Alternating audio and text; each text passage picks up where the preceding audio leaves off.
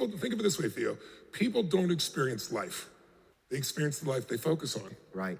So right now, if you're happy, you are deleting all the things you could be pissed off about or frustrated or worried about in the world. Yeah. If you're unhappy, you're deleting all the things that are great in your life. Wow. And our brains delete and they distort and they generalize. So if you don't direct it, you get whatever shows up. What's wrong is always available. What's wrong in the world, it's always available. What's right is also available. It's just which one you pick. And it isn't about positive thinking, because I've never been into positive thinking. People think that's what I do. It's not.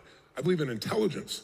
And so when you're in a lousy state of mind, you treat people poorly, you don't perform at the highest level, you're not happy. Yeah. When you're in a great state of mind, you treat people better, perform at a different place. And it's one of the reasons the humor is so valuable. Yeah. It changes people's state.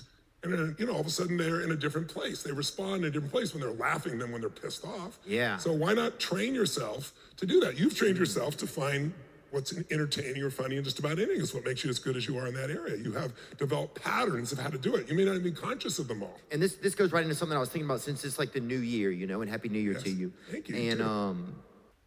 And yeah, because people so often say like New Year's resolution, or they're like, but that doesn't really, that's kind of like a one and done. It feels like almost outdated, that idea. But how do you, I guess, and you just kind of answered, I guess, like how we change our perspective. So we change our attitude, that's really what you need to have a new experience. Yeah, there's 3 decisions you're making every moment you're alive.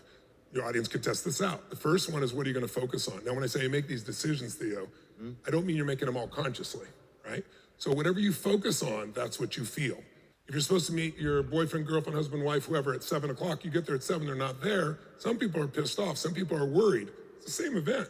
If it's 7:30 and they're not there, they've not called, they've not texted.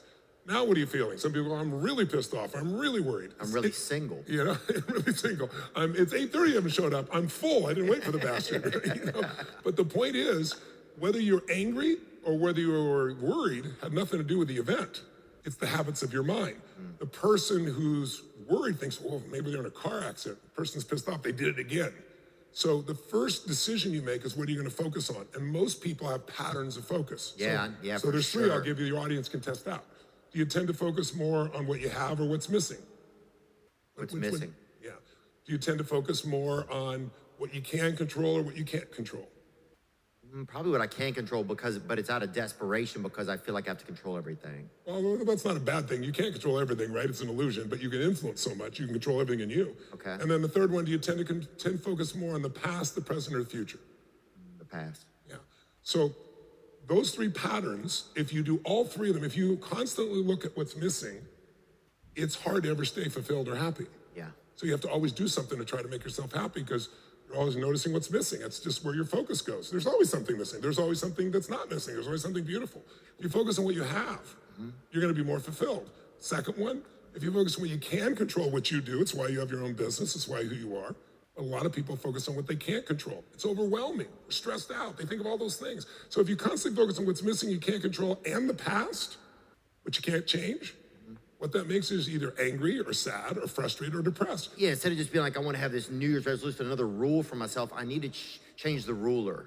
That's right. You got it. It's like that's what I need to change. But a lot of people, times we don't even see that we're the ruler. Yeah, that's a great metaphor. Like if you wanted to go to I don't know if you're into racing at all, but like a Le Mans, a 24-hour race, or a Baja 1000, you could have an amazing car, Ferrari, it's not going to last. You have to re-engineer that car to be able to take on the desert or drive for 24 hours or go to the ones that are in the desert there where they have a pipe so that when you go down, it still can get the air to the combustion of the engine. Yeah. We have to re-engineer ourselves.